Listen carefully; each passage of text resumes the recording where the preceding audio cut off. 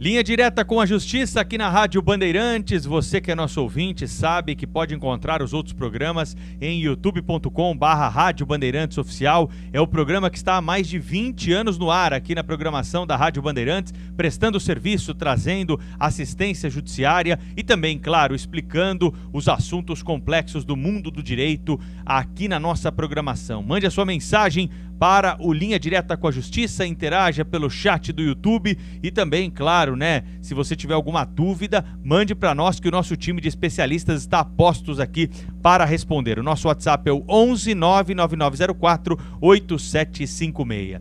Estamos recebendo no programa de hoje, nesta primeira parte, para discutir a questão da violência doméstica e também direitos à educação.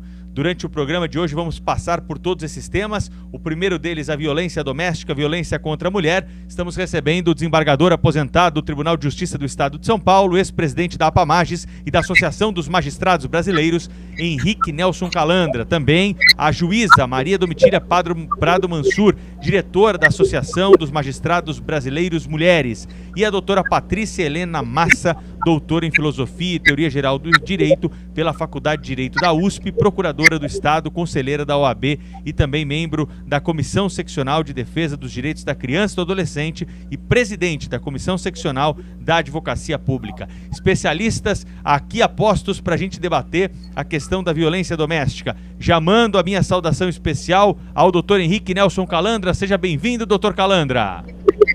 Obrigado, Pedro. Parabéns à Bandeirantes, que estava acompanhando os jogos aqui, e a gente tem o coração batendo. Se for chinês, a coisa seria feia. Mas, grande abraço a toda a equipe da Band, parabéns pelo trabalho.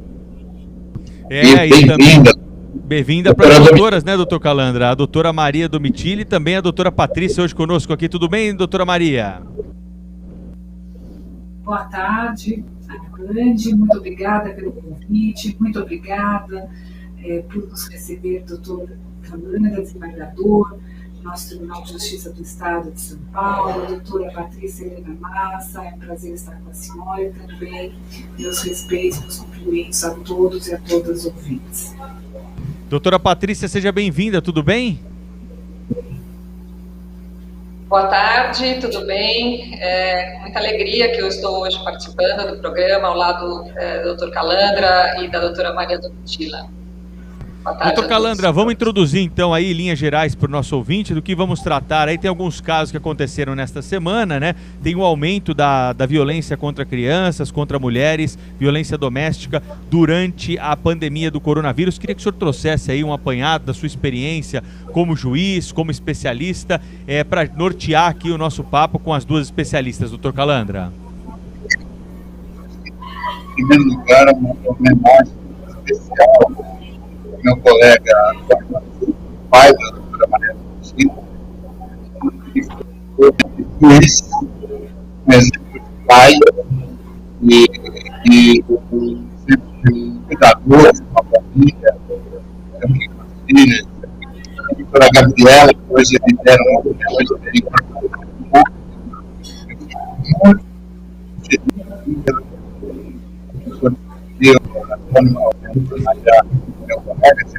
Doutor Calandra, deixa eu interromper o doutor Calandra aqui um minutinho, porque o som dele não está muito legal. Nós vamos fazer uma outra conexão para o som, vamos ligar no telefone do doutor Calandra para a gente poder ter uma qualidade boa de áudio aí, porque o som da internet dele não está bom. Vamos seguir aqui então, enquanto a gente faz essa conexão por telefone com o Dr. Calandra, para ter uma condição de áudio melhor com ele, com as nossas especialistas. Vou começar com a doutora Patrícia, que ela possa trazer também então aqui para a gente, um panorama do que está acontecendo nos casos em que a violência doméstica chega aos tribunais, como que nós estamos tratando esse caso, o que está faltando para a sociedade para que nós possamos alcançar aí uma maturidade maior, um respeito maior entre as pessoas e evitarmos o número crescente de ocorrências de violência doméstica. Bom, essa semana ela trouxe um caso que estarreceu, penso que a todas as pessoas que tomaram conhecimento dele, o caso do menino que foi localizado pela Polícia Militar em Campinas E é realmente um caso que penso que somente teve condições de acontecer nessa dimensão em razão da pandemia, porque é um menino que, assim como todas as crianças, a maioria das crianças, agora a gente está numa aproximação com a escola, mas enfim, esse período da pandemia tirou as crianças da escola. E a escola, de uma forma ou de outra, ela é um local importante de acompanhamento das condições físicas, né, de crianças e de adolescentes, né. Esse caso permitiu, ele traz muitos aspectos, né? Assim, a exposição toda que foi feita pelas redes sociais dessa criança, eu posso falar um pouco mais sobre isso logo adiante, mas ela mostrou, de um lado, uma família que precisa, no mínimo, de um bom acompanhamento psicossocial, né? É uma família que não vive, sim, é uma família, não é uma classe média alta. A gente tem sempre que lembrar que as situações de maus tratos não se limitam a um ou outro estrato social, mas, enfim, existia ali algumas condições que surpreendem que aquela criança estivesse numa situação de tamanho, né, de tamanha violação das suas condições, mas certamente é o distanciamento dela do convívio social que permitiu que isso acontecesse, né, nessa extensão.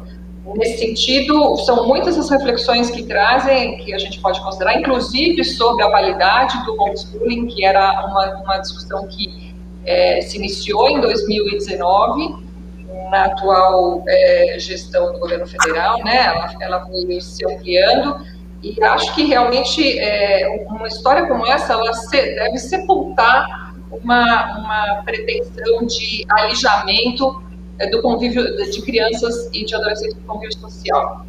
Esse eu acho que é um ponto central. A gente pode entrar em outras questões aí do acompanhamento dessa família, do acompanhamento pelo Conselho Tutelar, pela rede de proteção, dos protocolos que devem ser aprimorados, desses acompanhamentos, mas, enfim, realmente esse caso deve servir para o aprimoramento do sistema, né? Mais do que simplesmente condenar ali a situação da família, de que modo que o sistema pode ser aprimorado para melhor proteger crianças e adolescentes. Doutor Henrique Nelson Calandra está de volta conosco aqui com o som melhor agora para falar sobre a sua experiência nessa questão da violência no âmbito doméstico, né? O doutor Calandra, que foi juiz, desembargador e atuou muitas vezes em casos aí para solucionar conflitos familiares. Doutor Calandra, seja bem-vindo mais uma vez. Obrigado, Pedro, que a minha primeira palavra nesse nosso encontro seja de homenagem à família brasileira, e queria homenagear de modo particular meu colega desembargador Antônio Mansur, a advogada Regina Mansur, que são os pais da doutora Maria Domitila, ela que é um dos expoentes da magistratura brasileira. Outras mulheres também fazem o mesmo papel, mas eu a distingo porque a conheço por uma vida inteira e sou testemunha do esforço, do trabalho, do denodo dela e da família. E queria homenagear também a doutora Gabriela, que faz também um grande trabalho contra a violência que pratica contra a mulher no Brasil.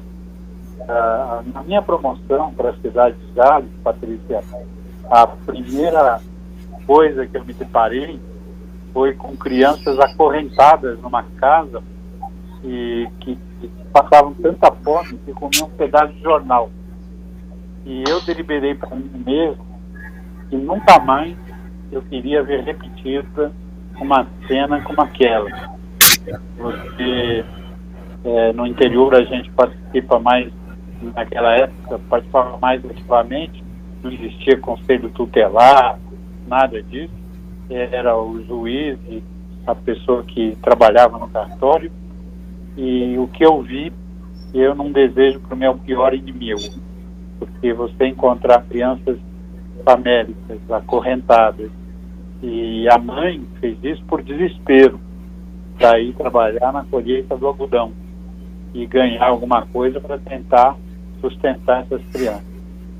A partir dali, eu me uni com meu colega, Irciaki Chiara, juiz do Instituto, e nós fizemos um movimento com todas as comunidades, italiana, nipônica, árabe, somente os árabes que têm um coração maior do que eles, me ajudaram muito, né?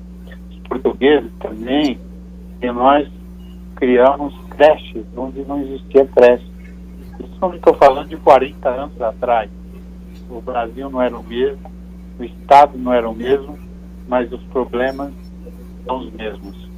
Então, eu acho que nós precisamos ter os olhos voltados para a família e tentar prestigiar a família e tentar ajudar a orientação, trabalho religioso, trabalho do juiz, e a AMB tem feito um grande papel nesse sentido. Ao mesmo tempo, nós libertamos diversas meninas em Laranjal do Jari que eram escravizadas como prostitutas, meninas de 12 anos, 10 anos. É uma coisa, o Brasil tem coisas que a gente sabe que existe, eu constatei tudo isso e trabalhei para que acabasse. Mas essa desigualdade, acho que a doutora Patrícia pode falar melhor sobre isso, essa desigualdade imensa que existe, muitas vezes provoca tudo isso. Mas, sobretudo, falta de assistência, falta de presença, a religião tem que estar presente, o Estado é laico, mas o brasileiro não é insensível. Então, as igrejas, as pessoas, as comunidades têm que agir para que cenas como essa não ocorram.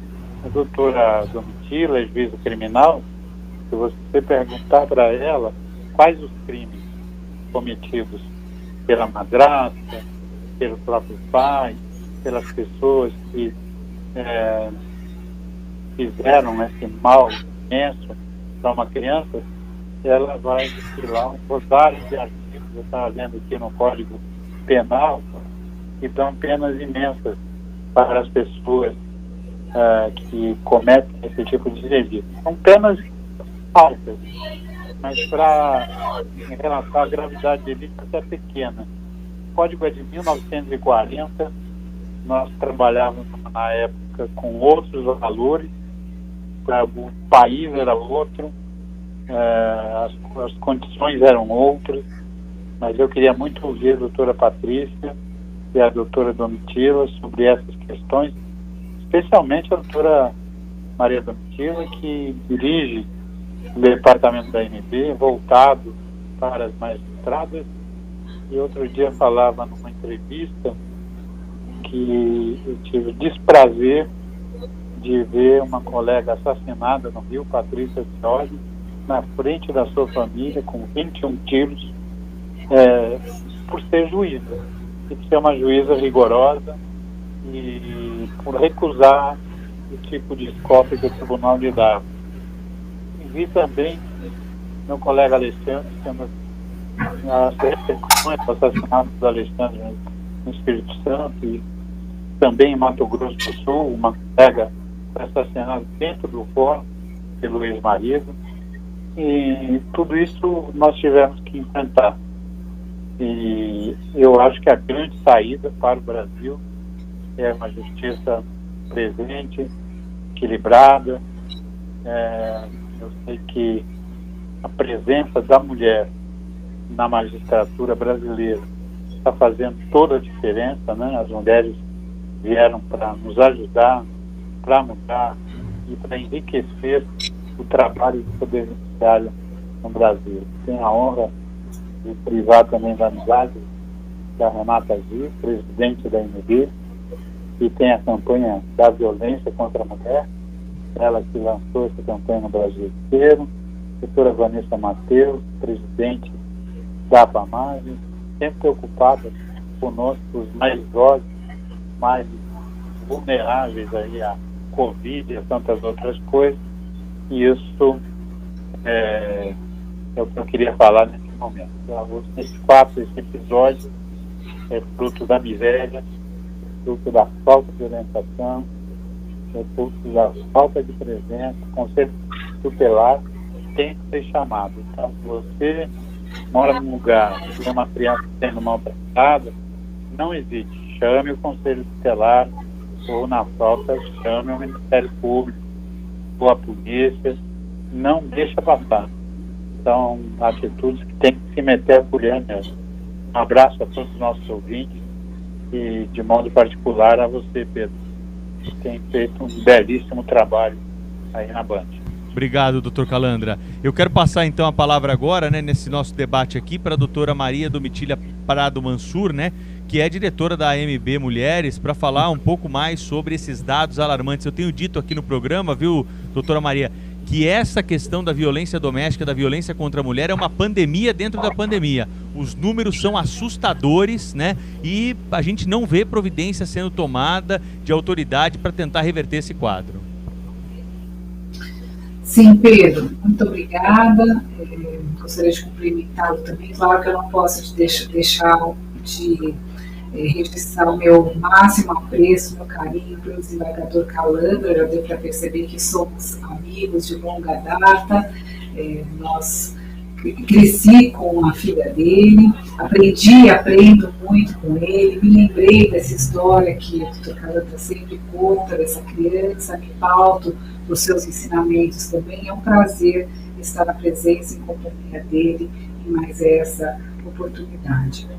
E você, Pedro, diz algo que eu falo muito em todas as oportunidades. Nós estamos vivendo uma dupla pandemia. Nós vivemos a pandemia causada pelo coronavírus e também a pandemia que é a violência contra mulheres e meninas, assim pronunciada pela ONU. Nós vivemos uma pandemia dupla, que está mais evidente nesse momento que as mulheres e as meninas estão próximas dos seus agressores.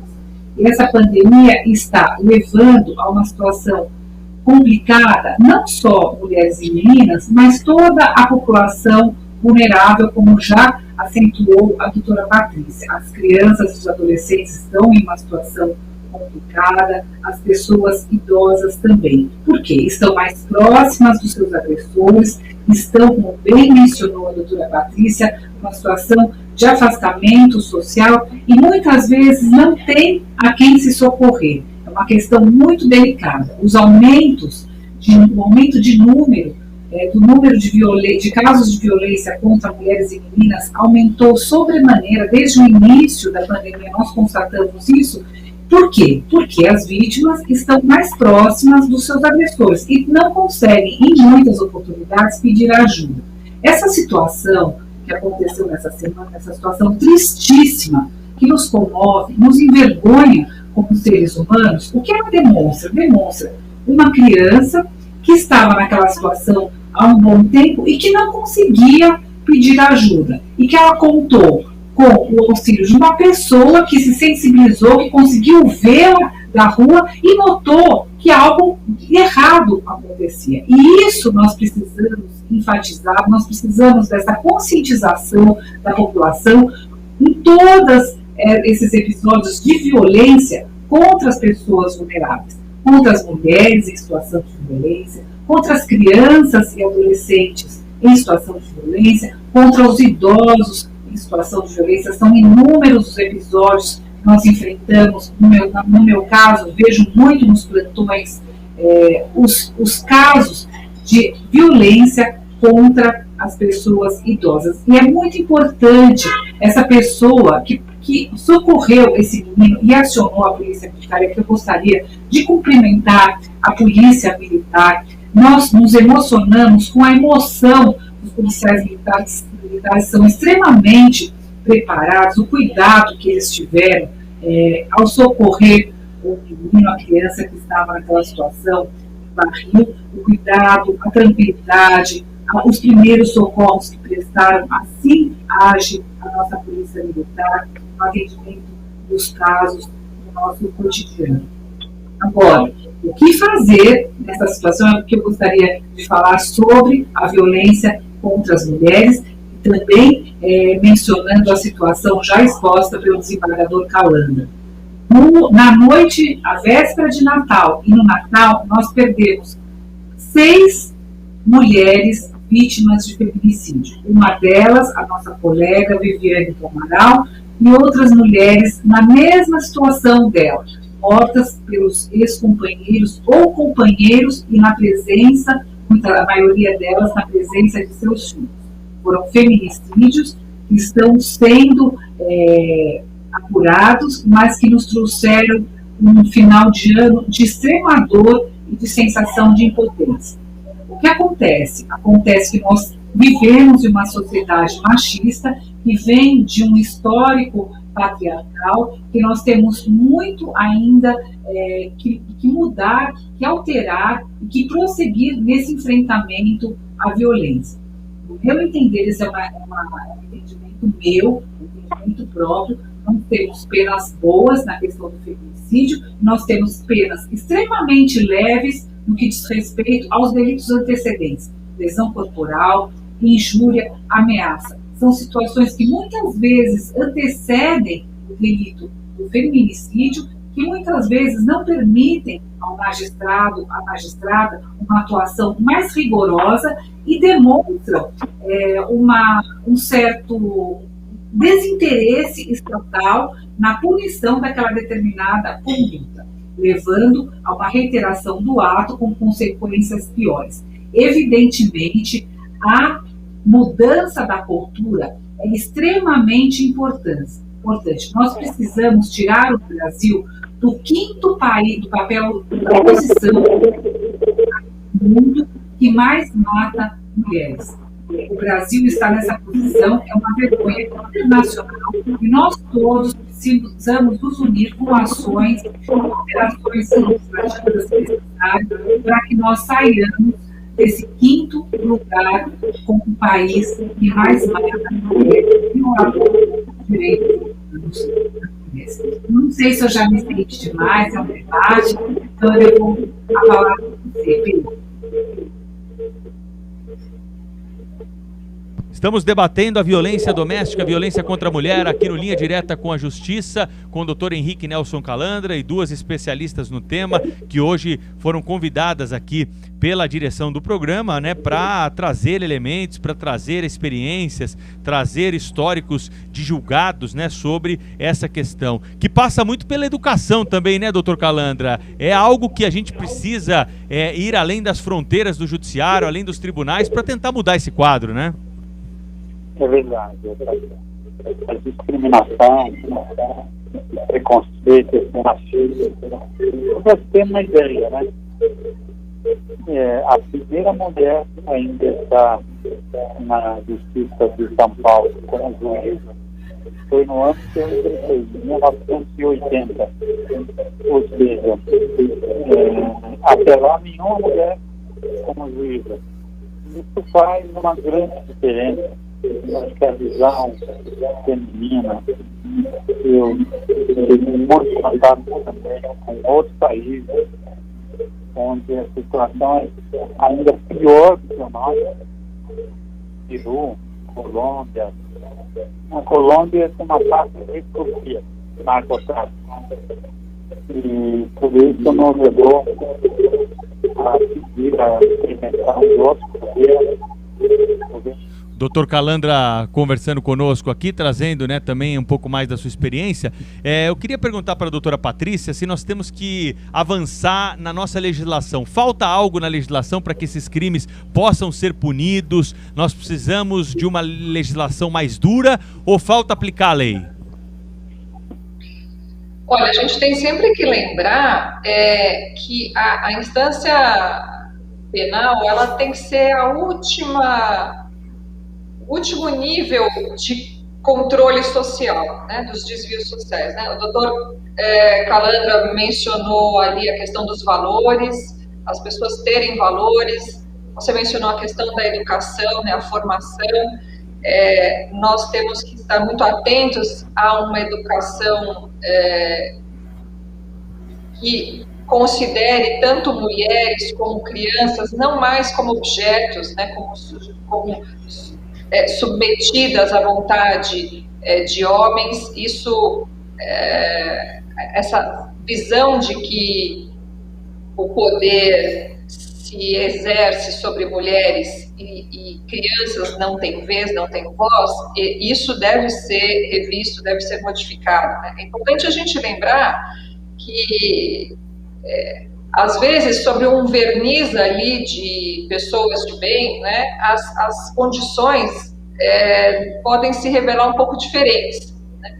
Nesse caso, né, segundo a imprensa noticiou, a madrasta desse menino, ela se destaca na sociedade campinense por seu ativismo na proteção de animais. E quem teve acesso aos vídeos, inclusive, vê que no início da abordagem policial, a jovem que estava ali estava segurando muito carinhosamente no colo um cachorrinho. Né? Um cachorrinho muito bem tratado, todos ali muito bem tratados. E um paradoxo imenso, né, o que nos lembra, que nos remete à questão da banalidade do mal, né, que ninguém ali via como objeto a situação a que o menino estava colocado. Né?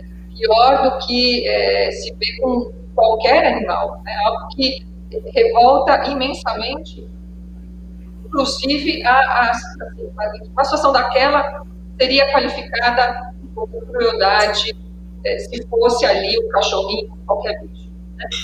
E ali não, uma criança, um ser humano, uma pessoa, né, sujeito de direitos, totalmente desprovido, destituído de consideração. Ele não era visto ali como uma pessoa, por aquelas pessoas ótimas ali, tratando de um cachorrinho. Chamou a atenção dos policiais, isso aí. Mobilizou intensamente a polícia militar, que inclusive está arrecadando brinquedos, que o menino não tinha nada, né? Ele realmente não tinha nada naquela casa e ele era punido porque pegava comida, né? Então, assim, a rede de proteção, ela não está só, ao meu ver, é muito importante que se fortaleça essa rede de proteção social para além do que é o Conselho Tutelar, que é o serviço social de acompanhamento, a rede de saúde, né? A presença desses vizinhos, eu sou certa e segura de dizer, salvou a vida desse menino.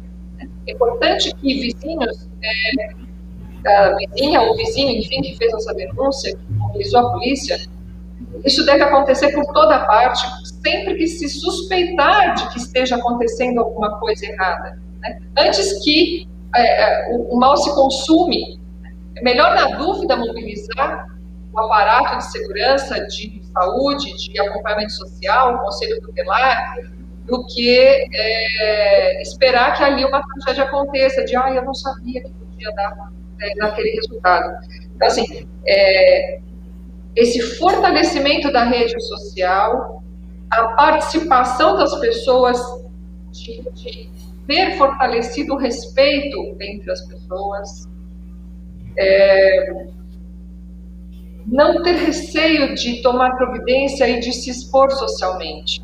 Né? Isso é muito importante. Houve desdobramentos nesse caso, a revolta foi canalizada ali para uma situação de violência em relação ao imóvel, porque houve uma tentativa de depredação ali. Isso não é o que a gente, né, o respeito no geral, cabe ao Estado tomar as providências, né, então a denúncia é feita, o Estado, o poder público tem que tomar as providências em relação a essas pessoas. Elas vão precisar não só de uma resposta penal, que ela deve ser, sim, ao meu ver, ela deve ser aplicada, mas ali também um acompanhamento psicológico, eventualmente até um acompanhamento psiquiátrico, para que essas pessoas introjetem e percebam o relevo, a relevância do que a conduta deles estava conduzindo. Né? Realmente a desconsideração ali do que era, não há nenhuma justificativa, e isso aí transcende para além daquelas 3 pessoas que estavam ali, né? Ou madrasta, outros, o ramo extenso da família também considerava que eventual comportamento do adolescente, daquele rapaz, do menino de 11 anos apenas, justificaria os castigos corporais, né? Aquilo não é um castigo corporal, aquilo transcende os maus tratos, né? Isso todos devem perceber o limite que existe de uma estação, de uma orientação a evitar ao máximo o castigo que seja, né, que possa atingir a integridade, evitar, na verdade não pode, né? O castigo físico, é muito difícil identificar onde é o limite do castigo moral. Agora, na hora que ele passa para o físico, transcende, vai para os maus tratos, e nesse caso, como a polícia tem, parece que encaminhado, né? Realmente isso está no campo da tortura, né? A meu ver, essa é uma posição minha, pessoal minha, né? Isso não é maus tratos. Maus tratos é uma coisa muito mais suave, né? E que você contorna, que você também sancionado penalmente, mas numa dimensão muito menor. As consequências psicológicas, né, para a formação desse menino vão exigir uma mobilização da sociedade muito grande, parte de saúde, o acompanhamento psicológico, enfim, a rede de proteção ela se fortalece muito além do que é a esfera penal. Esse é o ponto que eu gostaria de destacar. Doutor Henrique Nelson Calandra está de volta aqui para complementar antes de passar para a doutora Maria Domitila. Doutor Calandra. Bom, eu acho que saúde mental no Brasil nunca foi prioridade. Embora os heróis que nós tivemos, que trabalharam muito, Instituto do Quiri e outras coisas, só para você ter uma ideia, como se encara a saúde mental no Brasil, fala-se de política antimanicomial. O Brasil adotou a política antimanicomial. Mas para adotar a política antimanicomial, você tem que ter, do lado de fora do manicômio, uma família acolhedora, que faça a pessoa tomar medicação, que faça a pessoa comparecer, ou o Estado mesmo fazer isso. Porque a pessoa liberta na rua, uma pessoa doente mental ou com transtorno mental grave, é uma bomba andante, não é? A nossa colega em Franco da Rocha acabou, a certa ocasião, tendo que liberar 12 condenados que tinham laudos absolutamente favoráveis dos médicos. Só que um deles saiu fora e matou 12 meninos. Então, eu acho que nós não podemos trabalhar no Brasil com políticas desenvolvidas para países mais desenvolvidos, onde há outros mecanismos de controle, e abrir a porta de um estabelecimento psiquiátrico e botar a pessoa na rua sem nenhum acompanhamento. Então, eu acho que foi muito bem lembrado pela doutora Patrícia, que certo grau de maltrato já não é nem maltrato, é distúrbio mental realmente. A pessoa, isso não quer dizer que ela não tem que ser punida, mas o nosso Código Penal, a doutora Domitila poderá depois falar, ele optou por uma política que não é de segregação total, que não é de pena de morte, que não é de prisão perpétua. Nós temos progressão nas penas e graças à luta dos magistrados e magistrados brasileiros, hoje nós temos o feminicídio. Eu comecei com esse movimento. Não escalando, ele está louco, para que isso? Eu acho que para que isso, quem me perguntou hoje sabe a resposta, né? Vendo os casos que aconteceram no Natal desse ano que passou. Mas eu queria deixar aqui assentado as famílias, né? Ao pai, às mães, aos avós, que assumam seus papéis. Não tenham medo da violência que muitas vezes um fala que vai fazer, que vai acontecer. Todo mundo, quando chega perante a doutora Maria Domitila, ele vai se comportar na condição de réu, de acusado, e vai saber que ali está, não é uma mulher maravilhosa, só. Ali quem está sentado é o Estado brasileiro, que tem a chave para abrir e fechar o presídio onde a pessoa vai internar. Talvez a doutora Maria Domitila, muitas vezes, não quiser nem condenar a pessoa chega ali mais suave, mas a prova dos autos aponta para a condenação, ela vai ter que dar uma pena exacerbada e botar a pessoa atrás das grades, seja homem, seja mulher, seja de outra categoria sexual, por opção. Não há divergência entre nós. Nós não condenamos porque nós queremos condenar, né? Nós somos obrigados a aplicar a lei. Outro dia, um colega,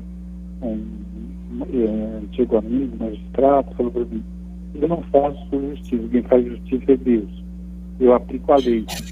E a lei não tem tergiversação, ela tem que ser aplicada corretamente. Então, eu acho que é isso que o povo tem que entender. E tem que denunciar essas situações. Meus amigos, a religião faz até milagre, dá conta de muita coisa para quem é religioso. Nós temos que continuar acreditando na nossa religião. E se a pessoa tem um distúrbio mental sério, a única coisa que dá jeito é tratamento e remédio.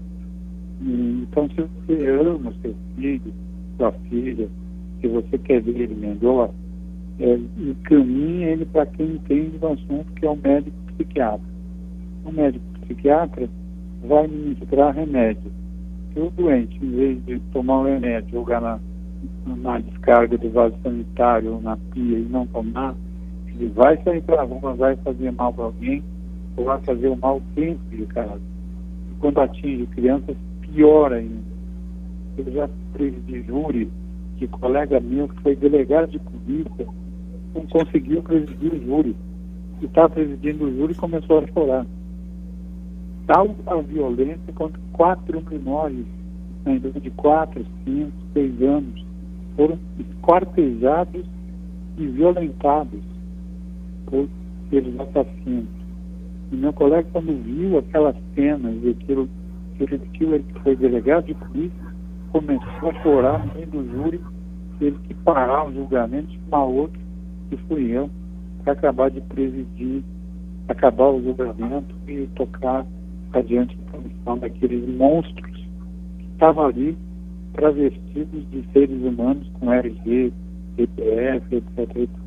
Então, a minha parcela de contribuição nesse debate é, primeiro, um apelo sincero aos avós, eu que vou ser bisavô daqui a pouco, né? Aos avós, aos bisavós, aos pais e mães. Esses vínculos que existem entre nós, afetivos, religiosos, com padre, com madre, eles não foram criados à toa. Eles foram criados para que nós possamos ajudar ao nosso próximo quando ele está necessitado de assistência. E muitas vezes, o melhor que você pode fazer é ir até um conselho social, até o vale de infância, até o Ministério Público. Há um movimento imenso no Ministério Público de apoio às mulheres. A mulher não tem que ter medo para defender seus filhos. Eu vi uma cena nos Estados Unidos de uma mulher levantando um automóvel com as mãos para tirar o filho dela que estava debaixo do automóvel. Então, onde a mulher buscou essa força, não é? Então, eu digo para você que é mãe, que é mulher, que é tia, que é avó, você tem em você uma força imensa, pai também, na defesa da vida dos seus filhos. Então, queria apelar a cada um que nós possamos não conviver mais com cenas tristes, que eu vi há 40 anos. Eu fiz minha parte. Nós criamos 4 creches na cidade de Jardim. Eu estou lá de pé até hoje, atendendo as mulheres trabalhadoras, que me conste ninguém mais teve que deixar o filho acorrentado para ir para a roça trabalhar. E não sei o que acontece nesses dias de hoje, mas às vezes apelo à nossa população e ao jornalismo da Band que a gente suprime isso, que a gente dê valor a essas relações e que sejam exercidos esses papéis de denunciar, de falar, não chamar de fofoqueira, de mentira, não depende de marido e mulher, ninguém mete a colher, mas em caso não vamos esperar alguém ser morto para nós termos que chamar a deusa da justiça para botar as pessoas na cadeia, porque a própria mãe de uma pessoa assassinada veio falar para mim, Glória, que foi diretora de TV, e ela me procurou falando, doutor, com um sexto da pena, o homem que matou minha filha estava na rua.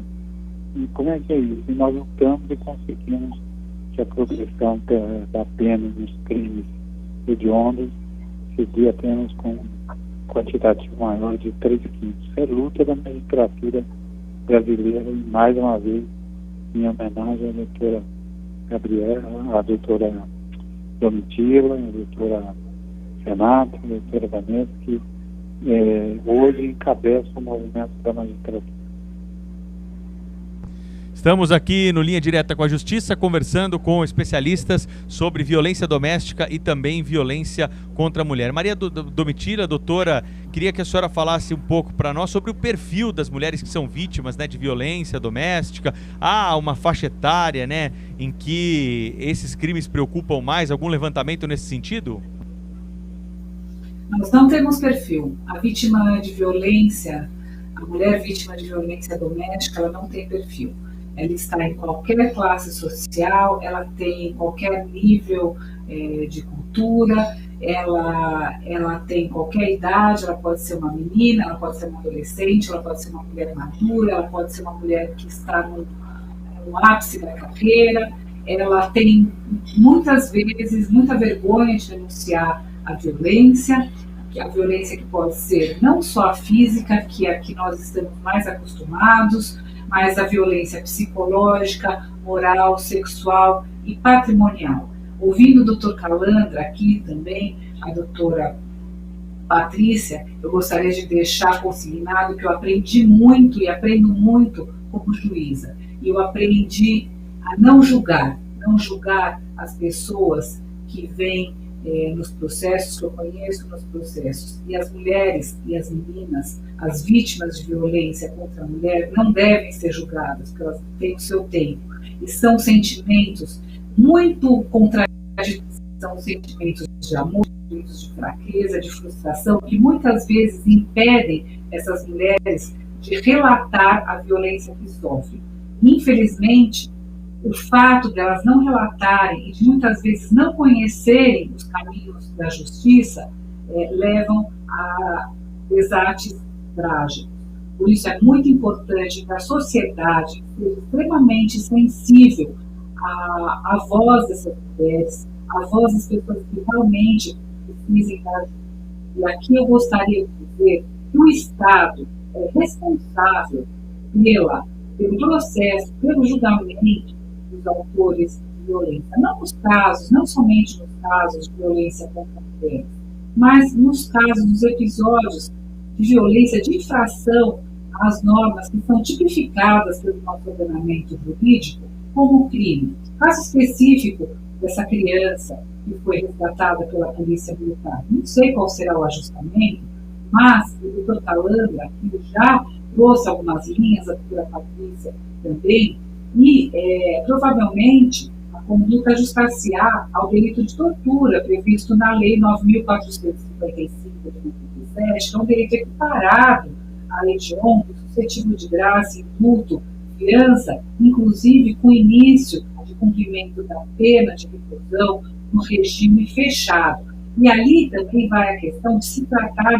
da forma qualificada, porque pode ser constatada lesão corporal grave e também o crime foi praticado contra a criança. Por que eu trago essas considerações? Porque o Estado ele tem a obrigação de cumprir o seu papel, processamento e julgamento desses fatos. É isso que se espera do magistrado, é isso que se espera na aplicação da lei. Evidentemente, aqui também vem acentuado pelo Salvador Branco, as situações e as nossas preocupações com relação à eventual imputabilidade da pessoa levada à justiça, no caso de ser considerado inimputável ou acusado, ele será imposta uma medida de segurança. Mas sempre aqui deve ser cumprida rigorosamente a lei penal, a legislação especial penal, porque crianças, adolescentes, vítimas criminais, que a onda a violência muito presente da vida. Da mesma forma, não há perfil de vítima, também não há perfil de agressor. Por isso é muito necessário que houve campanhas para a conscientização das mulheres entendam como funciona.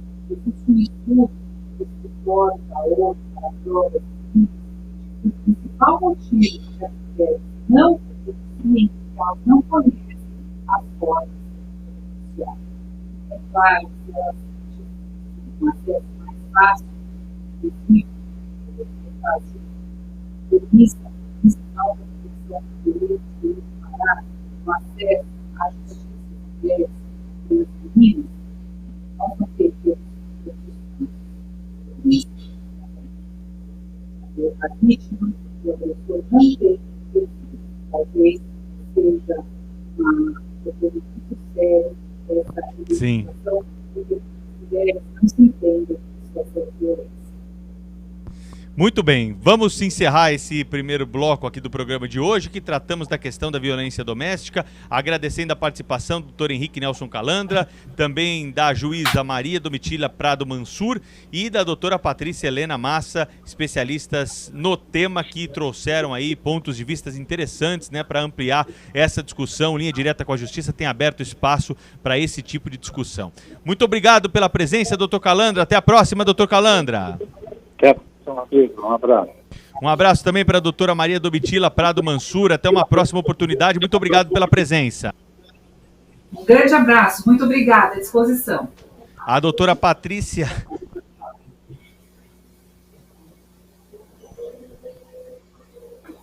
E a doutora Patrícia Helena Massa também participou conosco aqui. Muito obrigado. Muito obrigada a vocês. Obrigada a todos.